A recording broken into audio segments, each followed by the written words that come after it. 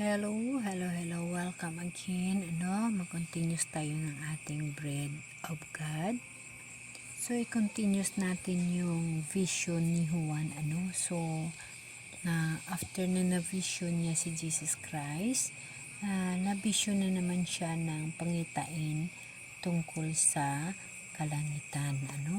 So, pambihira ang tao na magkaroon ng vision, guys. Pambihira ang tao sa ngayong panahon, kagaya natin ng mga ordinaryo lamang na magkaroon ka ng vision. Yun ay biyaya na mula sa Diyos na ginagamit ng Espiritu Santo upang maunawaan mo kung anong vision na mayroon ka, kung ano yung nakikita at kung anong iyong nararamdaman sa puso. So, ang vision ni Juan ay panibagong vision ito. Ito siya ay sa pahayag 4 verse 1. Pagkatapos nito, ibang pangitain na naman ang aking nasaksihan. Nakita ko sa langit ang isang bukas na pinto. Napakaganda. Nakita ko sa langit ang isang bukas na pinto. Ako naman, guys, yung vision ko kasi noon, ako ay sumunod sa isang ibon na puti at ako'y nakarating sa napakaraming ibon na kulay puti ang lumilipad at ang paligid ay puro puti at maraming pinto na puro puti din. Yun din ang aking vision that time. At sa kanya naman bukas na pinto, isang bukas na pinto. Ako naman ang pumasok kasi ako. Sumunod lang ako sa ibon pero paglingon ko sa kanan, may isang bukas nga rin na pinto, ngunit maraming pinto ng mga sarado. Kulay puti lahat. So, ipagpatuloy natin. At muli kong narinig ang tinig na gaya ng isang trumpita na ang sabi, umakyat ka rito. At ipapakita ko sa iyo ang darating na mga pangyayari. Napakaganda. So, dito, makikita natin ang sinasabing ipapakita o sa iyo ang darating na mga mangyayari. So, sa first to, walang ano-ano'y kinasihan ako ng espiritu. So, ginayihan sa ng espiritu. At nakita ko sa langit ang isang trono at ang nakaluklok doon. Ang mukha niya ay maniningning na gaya ng mahalagang batong haspi at kumalima. May isang bahagharing kulay ng esmeralda sa palibot ng trono. Wow, ang ganda, Nakapaligid dito ang 24 pang trono na nakaluklok doon at 24 na matatanda. Puti ang kanilang kasuotan at may kurunang ginto ang bawat isa. So, napakagandang pangitain, So, kung ano man yung ibig ipahiwatig nito, i-continuous natin ang pagbabasa upang pumasok sa isipan natin at sa puso natin ang ibig sabihin ng nakasaad dito sa propesiya. Ito ay isang propesiya na aking binabasa sa pangitain ni Juan. Ito sa makikita sa pahayag 4. So, ipagpatuloy natin. So,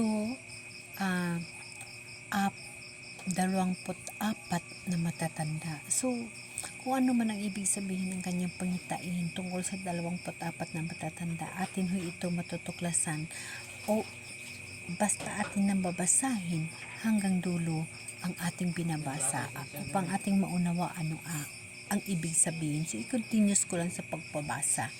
Puti ang kanilang kasuutan at may kurunang ginto ang bawat isa. Mula sa trono'y gumuguhit ang kidlat kasabay ng malakas na ugong at nakatulilig na kulog. May 7 nagninigas na sulo sa harap ng trono. Ito ang 7 espiritu ng Diyos. So, ang espiritong ng Diyos na tinutukoy, mga anghel ito. Sa harap ng trono may tila dagat at sanlamig nilinaw ng kristal.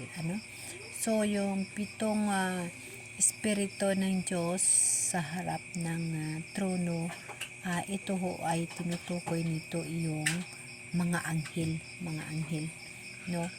Nakapaligid sa trono sa bawat panig nito ang 4 na nilalang na buhay na punong-puno ng mga mata.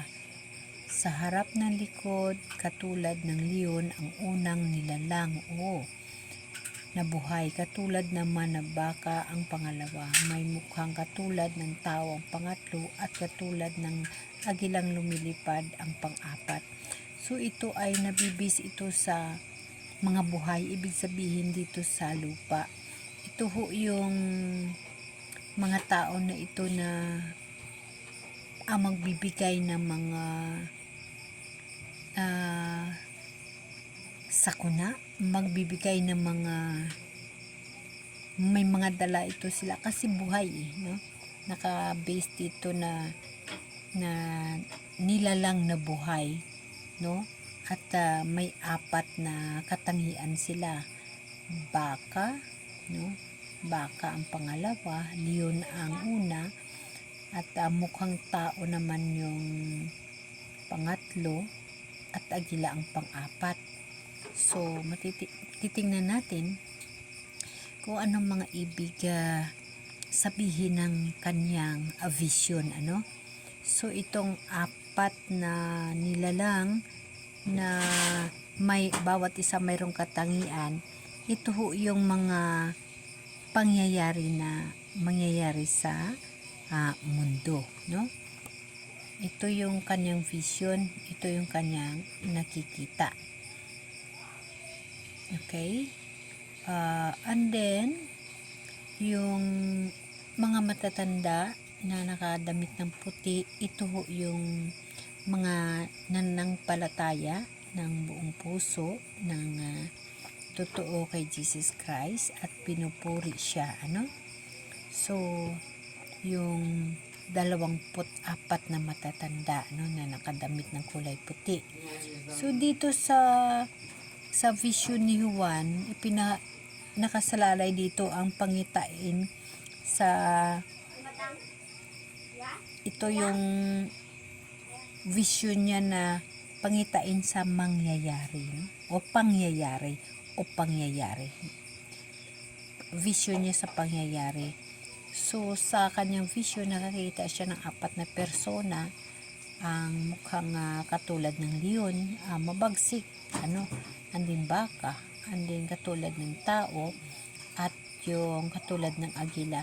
So, itong 4 na persona na buhay na nakikita niya, ito ho yung mga tao dito sa mundo na maghahagis ho ng lagim or mga sakuna or mga bagay na magdala ho ng kapaitan sa tao. So titingnan natin kung ano ho yung kanilang papel sa tagsa-tagsa. Ipagpatuloy lang ho natin ang pagbasa upang maunawaan natin kung ano ang ibig sabihin ng katulad ng leon, katulad ng baka, katulad ng agila, at katulad ng mukhang tao.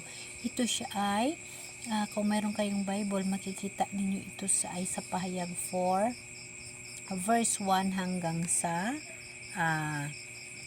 verse 8 na. So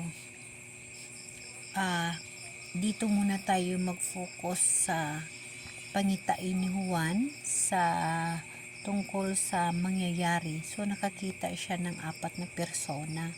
Itong 4 na persona, atin ito ipaliwanag kung ano itong mga persona na ito, pero sa aking pag-uunawa, ito ho sila ang magdadala ng mga kapaitan sa mundo, no? Amen? Amen.